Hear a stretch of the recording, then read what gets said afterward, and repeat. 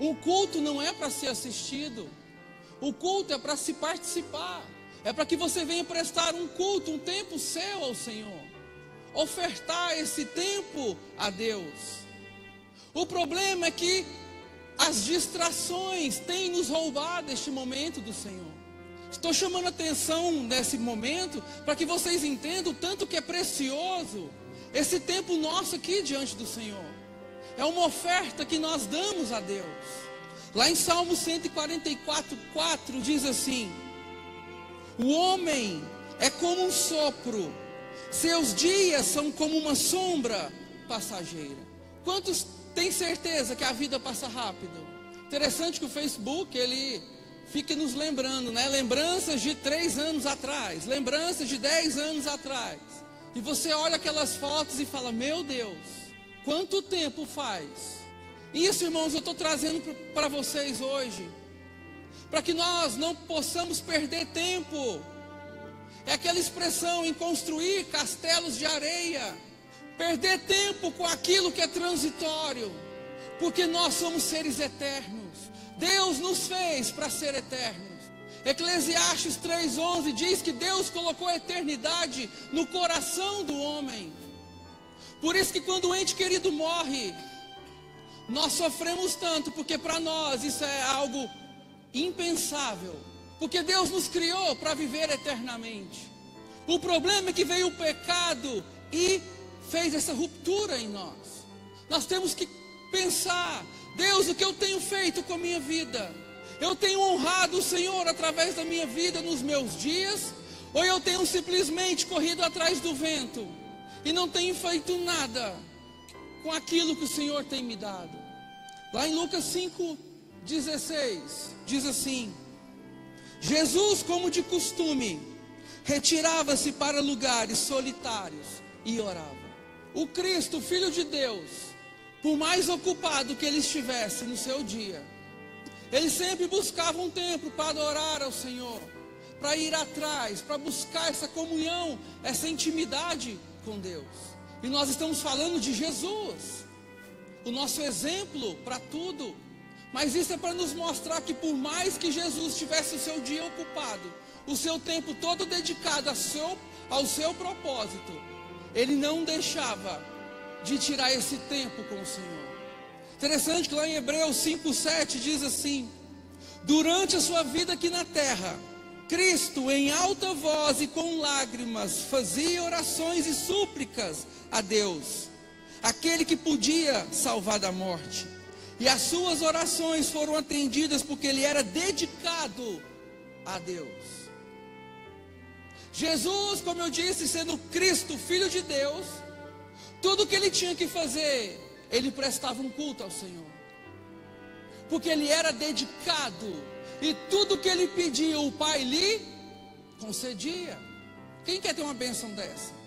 De você chegar aos pés do Senhor e falar: Deus, eu preciso disso nesta área, eu preciso resolver essas questões, e essa oração ser atendida. E nessa noite eu quero trazer para vocês, para os irmãos, para os amados, o quão sério é termos um tempo diário diante do Senhor. O que acontece quando eu não tenho esse tempo com o Senhor? Na Bíblia há vários exemplos disso, que eu até enumerei aqui, ó. Abraão se distraiu com Agar e Ismael. Ló se distraiu com as campinas do Jordão e foi habitar em Sodoma. Davi se distraiu no palácio quando eles tinham que estar na guerra. Ele se distrai no palácio, vê Betseba e acontece tudo aquilo. Esther também estava no palácio e se distraiu com as maravilhas daquele lugar. Tanto que o seu tio mandou uma carta falando: ó, lembre-se do porquê que você está aí. Deus te colocou aí para que você faça uma grande obra no meio do teu povo. Não se distraia, Esther. Sansão se distraiu nos braços de Dalila. Pedro se distraiu com as ondas do mar. Judas, que hoje tem um nome pejorativo. Vocês sabem o que Judas significa? Você vai falar traidor, mas não é traidor. Judas significa louvor. Mas Judas se distraiu tanto com a sua ganância, que o nome dele se transformou em traidor. A Bíblia tem vários personagens para nos mostrar o quanto as distrações são terríveis. Nós estamos caminhando com Deus e o mundo aí fora está colocando distrações diante de nós. Porque se a gente se distrair, a gente para. Se a gente para, a vida passa e nós não vamos. Nós não avançamos. Nós ficamos pelo caminho. Não permita que as distrações tirem você do caminho do Senhor. Te impeça de viver o melhor nesses dias. Mas tem um problema. Abre lá em Êxodo 5:1. Depois disso, Moisés e Arão foram falar com Faraó e disseram: assim diz o Senhor, o Deus de Israel: deixe o meu povo ir para me adorar no deserto. Vai lá no versículo 6 agora. No mesmo dia, o Faraó deu a seguinte ordem aos seus capatazes responsáveis pelo povo: não forneçam mais palha ao povo para trazer tijolos, como faziam antes. Eles que tratem de ajuntar palha, mas exijam que continue a fazer a mesma quantidade de tijolos. Não reduzam a cota, pois são preguiçosos e por isso estão clamando: iremos oferecer sacrifício ao nosso Deus. Esse é o problema. Todo tempo nós somos atacados nessa questão. Nós queremos adorar a Deus, nós buscamos ao Senhor, mas o inimigo aí fora coloca todo tipo de empecilho para que você faça isso. Moisés chega e fala: Faraó nos libera para ir adorar a Deus no deserto. E Faraó disse: ah é? Vocês estão com muito tempo, então vou pôr mais trabalho sobre vocês. Eu vou aumentar a sua carga de trabalho, ou vou aumentar o peso do seu trabalho, para que vocês não tenham tempo de buscar ao seu Senhor, ao seu Deus. Isso é terrível, porque o inimigo não ataca os seus frutos. O inimigo não ataca aquilo que você produz. O alvo do inimigo é atacar o seu tempo com o Senhor. Porque atacando o tempo seu com Deus, você não produz mais frutos. Você não tem tempo para produzir nada para o Senhor. O inferno investe pesado para me distrair e assim me impedir de viver na plenitude de Deus. Meu irmão, o inimigo que eu estou falando não é o diabo somente. O inimigo é tudo aquilo que tira o seu tempo com Deus. Tudo aquilo que tira o seu momento a sós com o Senhor é o teu inimigo, porque está lutando contra a sua vida.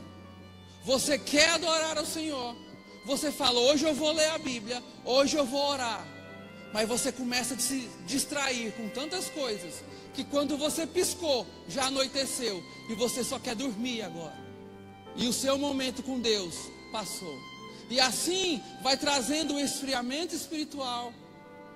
As coisas começam a dificultar na sua vida e você não entende por quê. Isso é muito sério. Eu tenho falado bastante esse tempo agora com a minha célula a respeito disso. O quanto nós somos distraídos hoje em dia, que quando você piscou, o dia passou e você não fez nada. E nós falamos: meu Deus, como o tempo está passando rápido, como os dias estão mais curtos. Mas não estão. É nós que estamos sendo roubados. O nosso tempo com o Senhor está sendo roubado. E muitas vezes nós não nos damos conta disso. E isso só vai nos atrasando, só vai nos impedindo de viver a plenitude do Senhor. Mas Deus te chama a intimidade com Ele. Deus te chama a viver uma vida ao lado, junto dEle, todos os dias. Assim como você tem que almoçar, assim como você acorda todo dia e vai trabalhar, você tem que ter esse momento a sós com o Senhor. Tem que virar rotina na tua vida. Assim como tomar banho é uma rotina, almoçar, comer, fazer exercício para muitos, ter um momento com Deus também tem que ser uma rotina. Porque Ele é o dono de tudo. O Senhor de todas as coisas tem ficado por último no nosso tempo. E eu falei algo muito sério com a célula esses dias. E todos nós temos dois professores na vida. Todo dia nós temos dois professores. Um é chamado de sabedoria e o outro de consequência. Aí eu te pergunto, qual desses dois professores você tem vivido a tua vida? Porque a sabedoria te dá um conselho antes do problema. A consequência só te dá um ensinamento depois do problema. Provérbios 22:3 diz assim: o prudente percebe o perigo e busca refúgio. Já o inexperiente segue adiante e sofre as consequências. Tudo na vida tem esses dois professores. A sabedoria, ela te ensina antes de acontecer qualquer coisa. Mas a consequência, ela só vai te ensinar depois que você já fez aquilo. E isso é todo o tempo, é todo momento. Nós temos que ter esse entendimento. Uma questão simples assim, e achei a regra 5/25 de Warren Buffett. Não sei se vocês já ouviram falar. Ele diz o seguinte: você enumera 25 metas da sua vida, 25 objetivos, 25 coisas que você vai dar prioridade. Aí dessas 25, você escolhe as 5 mais importantes para você. E quando você escolhe essas 5 coisas mais importantes, você descarta as outras 20 e vive até que essas 5 se tornem realidade para você. E eu te pergunto, o teu tempo com Deus estaria entre os 5 objetivos desses 25? A sua família, os seus filhos? O que você poderia enumerar? 5 coisas importantes para você. E ele fala o seguinte: se você pode enumerar 5 coisas importantes na tua vida, por que você coloca essas 5 coisas misturadas dentre as outras? Por que você perde tempo com as outras 20 e não cuida dessas 5 prioridades agora? Meu irmão, isso é um homem secular dizendo isso. Mas eu trago para os irmãos essa mesma ideia. Por que nós perdemos tanto tempo em coisas supérfluas muitas vezes? E aquilo que de fato são as principais coisas que Deus nos deu, ficam perdidas. E nós só vamos dar valor depois que não a temos mais. Esse é o momento de reflexão que eu quero que você tenha. Que coisas importantes você tem corrido atrás? Você tem buscado? Você tem feito? Se você pudesse escolher, quais são as coisas que você jamais poderia ficar sem? Assim é a nossa vida. Assim somos nós. O que nós podemos escolher de prioridade e viver em cima disso até conquistar? Eu quero viver o meu chamado desta forma. Eu quero viver como pai, como esposo, assim. E eu deixo esse desafio para cada um de vocês. Se você puder enumerar 5 coisas aí no teu coração, viva com intensidade. Viva para que essas coisas sejam realizadas na tua vida. E as outras 20, ou tantas outras, deixam de tirar o seu foco dessas que são mais importantes. Fuja das distrações desta vida. Não caia nessa armadilha do inimigo. E eu quero citar um exemplo na Bíblia sobre isso. Abre em 1 Reis 4:29. Quantos conhecem a história de Salomão? Ele foi conhecido como o quê? O homem mais sábio. Ele chega para o Senhor, faz uma oferta impensável. E Deus fala: Salomão, peço o que você quiser de mim, que eu vou te dar. E Salomão fala: Senhor, eu sou tão jovem, me dê sabedoria para guiar este povo. E Deus falou: Salomão, que pedido, porque você não me pediu riqueza nem glória. Eu vou te dar sabedoria, riqueza e glória. Em 1 Reis 4:29 diz assim: Deus deu a Salomão sabedoria, discernimento extraordinário e uma abrangência de conhecimento tão imensurável quanto a areia do mar. A sabedoria de Salomão era maior do que a todos os homens do Oriente. Ele era mais sábio do que qualquer outro homem, e sua fama espalhou-se por todas as nações em redor. Ele compôs 3.000 provérbios. Os seus cânticos chegaram a 1.005. Descreveu as plantas, desde o cedro do Líbano até o isopo. Também discorreu sobre os quadrúpedes, aves e animais que se movem rente ao chão e os peixes. Homens de todas as nações vinham ouvir a sabedoria de Salomão. Eram enviados por todos os reis que tinham ouvido falar de sua sabedoria. Meu irmão, ele sabia de tudo. Ele conhecia todo tipo de ciência. Ele falava dos animais, dos peixes, das aves, das plantas, do dia a dia, de tudo. As pessoas vinham de fora para saber o que era isso naqueles dias. Que homem é este que tem tanto conhecimento? Até hoje, meus irmãos, pessoas lotam. Pessoas pagam caro um ingresso para assistir uma palestra de alguém que aí fora que é conhecido como muito inteligente ou muito sábio. E Salomão viveu desta forma. Mas ele foi tão sábio, só que se perdeu na sua sabedoria.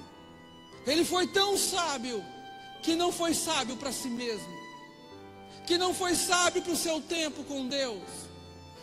Olha o que diz Deuteronômio 17:16.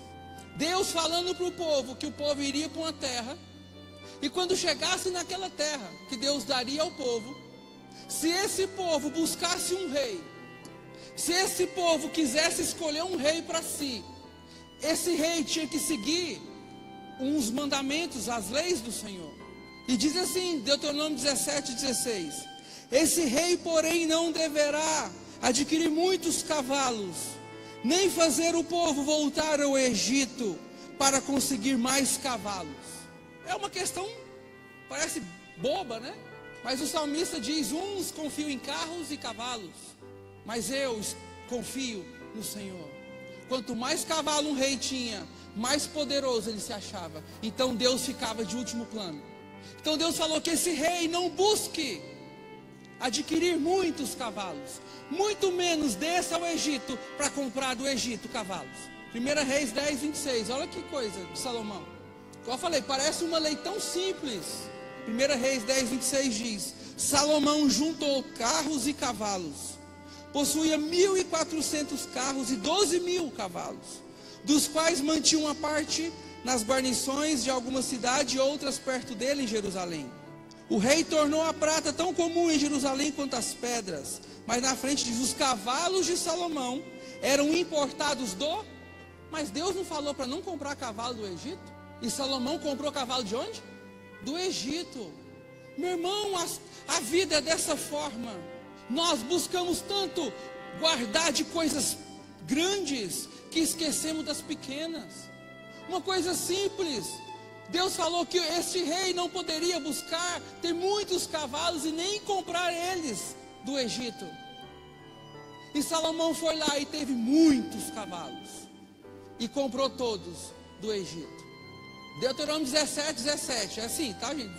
Continuando: este rei não deverá tomar para si muitas mulheres. Você já viu que não deu certo, né? Se o fizer, desviará o seu coração. Também não deverá acumular muita prata e nem ouro. Meu irmão, quanto tempo teve antes entre Salomão e a lei do Senhor? Deus deu uma lei centenas e centenas de anos antes para guardar o rei. Deus falou: o rei não poderia juntar prata. E a Bíblia diz que Salomão foi lá e tornou a prata como as pedras. Tanta prata que ele acumulou, e ouro nem se fala, que ele é considerado o homem mais rico que já passou pela terra. Deus falou: esse rei não poderá ter muitos cavalos. Salomão vai lá e tem muitos cavalos. Aí Deus fala: este rei não poderá ter muitas mulheres, porque senão ele vai se corromper por causa delas. E vocês sabem a história. Salomão teve 700 princesas e 300 concubinas. Está lá em 1 Reis 11. E diz que essas mulheres perverteram o coração de Salomão. Estou mostrando para vocês que esse homem pediu uma coisa extraordinária do Senhor. Ele: Senhor, me dê sabedoria. E Deus deu sabedoria e muito mais a Salomão. Mas ele se distraiu com essa bênção que Deus deu a ele. E porque ele era influente, porque ele tinha tudo em sua volta, pessoas vinham conhecê-lo. A sua fama chegou a lugares bem longe. E as pessoas vinham para fazer acordos e contratos com ele. E ele se corrompeu por causa dessas distrações. Salomão tirou o foco do Senhor e olhou para a prata, para o ouro, para as mulheres e para os cavalos. E eu quero te contar um detalhe, hoje não mudou. Para os homens continua a mesma coisa. O homem hoje se distrai com mulher, ouro e cavalo. Só que os cavalos de hoje estão dentro de um carro. Quanto mais cavalo um carro tem, melhor ele é. Meu irmão, não estou falando que isso é errado. O nosso foco não pode estar nas coisas, nas bênçãos que Deus nos dá. O nosso foco tem que estar no Senhor o tempo todo. Porque o nosso foco em Deus foi que nos trouxe todas essas coisas. Quando você busca o Senhor, quando você clama a Ele, e Ele te dá aquilo que você pediu, todas essas coisas não podem tomar o lugar do Senhor. Nós não podemos perder o nosso tempo diário em correr apenas atrás dessas coisas e esquecer de Deus. Mas olha por que Salomão se distraiu. Deuteronômio 17, 18.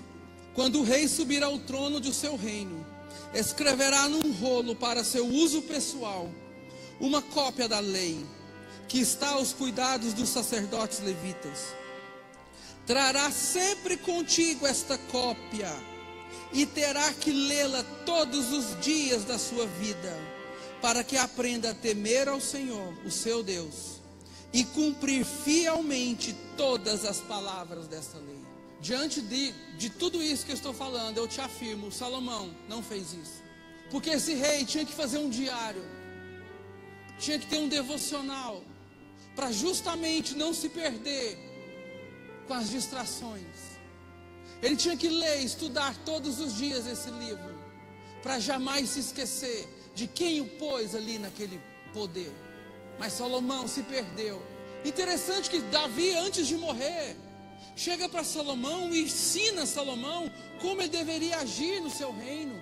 Ó Salomão, seja homem, vai atrás de fulano e resolva, mata ciclano, e foi dando as ordens. Foi ensinando Salomão o que ele deveria fazer em seu reino. Agora nós não vemos Salomão ensinar Roboão assim. Tanto que quando Roboão assume o reinado, ele divide Israel. De tão ruim que ele era, de tão despreparado e imaturo, porque o pai não cumpriu nele o que seu avô fez no seu pai. Salomão se perdeu na sua sabedoria e não teve sabedoria para ensinar o seu próprio filho como reinar. Ele se distraiu com aquilo que ele deveria deixar em segundo plano. Abre lá agora em Lucas 10, versículo 38. Diz assim: aconteceu que Jesus entrou numa aldeia, e certa mulher por nome Marta o recebeu em sua casa. E tinha esta uma irmã chamada Maria, que assentando-se aos pés de Jesus ouvia sua palavra. Marta, porém, andava o quê? Distraída em muitos serviços. Oh, meu irmão, esse aqui é o problema. Eu sei que todos nós temos muitos serviços, nós temos muitas coisas para fazer, nós temos que pensar em muitos detalhes. E Marta estava dessa forma diante do Senhor. Maria estava sentada aos pés de Cristo ali, ouvindo, aprendendo, estudando a palavra junto com Jesus. E Marta estava correndo para cima e para baixo, distraída com os afazeres da casa. E ela, aproximando-se de Jesus, disse: Senhor, não te importas que minha irmã tenha me deixado sozinha com o serviço? Fale para que ela me ajude. Marta ainda chamou a atenção de Jesus. Você não se importa que essa mulher está perdendo o tempo dela aí, em vez de estar me ajudando? Você não se importa com isso, Senhor? Ela deveria estar me ajudando com os afazeres, mas ela preferiu ficar sentada. E Jesus respondendo disse: Marta, Marta, você está ansiosa e preocupada com muitas coisas. Aí Jesus disse: mas uma coisa só te é necessária. Uma coisa só é necessária para você, Marta. Maria escolheu a melhor parte, isso ninguém tira dela. Jesus diz: Marta, você está preocupada com tantas coisas, Marta, mas só uma te basta. Só uma coisa te é importante, Marta. Porque Maria entendeu muito bem isso ninguém tira dela. Porque as coisas da vida, a Bíblia fala que é igual correr atrás do vento. A Bíblia diz que as pessoas do mundo são como palha ao vento. Não tem firmeza em nada. Vai lá em Salmos 1, versículo 4. São como palha que o vento leva. Porque não tem firmeza. Cada hora está correndo atrás de alguma coisa. Sempre está atarefado. O problema é que essas coisas vão passar. Essas coisas vão deixar de existir. Essas coisas não vão ter mais valor daqui a um tempo. São coisas que nós não vamos levar para a eternidade. São coisas que nós estamos correndo atrás. E que vão continuar aqui quando Deus nos levar. Agora Jesus está falando, Marta, Maria escolheu a melhor parte, porque isso ninguém tira dela. Porque Maria escolheu a intimidade comigo. Maria escolheu ter tempo comigo. Maria escolheu dedicar o seu tempo a mim, Marta. E isso ela vai levar por toda a eternidade. Isso ninguém tira dela. Ela não está se distraindo com nada neste mundo. Vai chegar um momento que ela vai ter que se levantar e trabalhar. Mas enquanto eu estou aqui, esse é o momento que ela está me buscando. Interessante que lá em Filipenses 3:13, Paulo fala a mesma expressão que Jesus disse. Ele fala assim, irmãos, não penso que eu mesmo já tenha alcançado algo, mas uma coisa eu faço. Jesus disse o que para Maria, para Marta? Marta, te falta uma coisa. Meu irmão, basta uma coisa na tua vida para te transformar. Basta um detalhe no seu dia. Basta um detalhe na sua vida, na sua família, na sua empresa. É você ter um tempo a sós com o Senhor. É você dedicar um momento todos os dias aos pés do Senhor. Jesus disse para Marta, Marta, te falta uma coisa. Aí Paulo vem e diz, Senhor, uma coisa eu faço. Eu esqueço de tudo que ficou para trás e vou para o alvo. Eu não me importo com as coisas que se passaram. O que eu me importo é com o Senhor, pois o Senhor é o meu alvo. E eu vou viver em busca deste alvo. Porque lá em Mateus 6,33 diz o quê? Buscai em primeiro lugar o reino de Deus. E todas as demais coisas nos serão acrescentadas. Quando o meu foco é no Senhor, quando o meu alvo é Cristo, meu irmão, se você crê, que se você dedicar sua vida ao Senhor, Ele não vai cuidar da sua vida. Se você colocar a sua vida diante do Senhor, Ele não vai cuidar de você. Jesus diz, olha para os pardais, olha para as flores aí fora. A flor, quando chega o momento, ela seca e é jogada ao fogo. E mesmo assim, Deus colocou uma roupa maravilhosa sobre ela. Você não é mais importante do que essa flor. Olha o pardalzinho, não tem casa, mas Deus não permite que ele morra de fome. E Deus não vai cuidar de você. Você não é mais importante que esses pardais. Mas busca em primeiro lugar o meu reino, Jesus está falando. E você não vai ter falta de nada. Deus vai te suprir em todas as áreas. Jesus falou, Marta, te falta uma coisa. Venha buscar intimidade comigo. Meu irmão, eu tenho certeza que você tem tempo no seu dia para buscar ao Senhor todos os dias. Basta você renunciar a algo que não te acrescenta nada. Basta você renunciar a um detalhe. Troca esse detalhe pelo Senhor. E você vai ver a diferença na tua vida. Você vai ver a diferença no seu dia.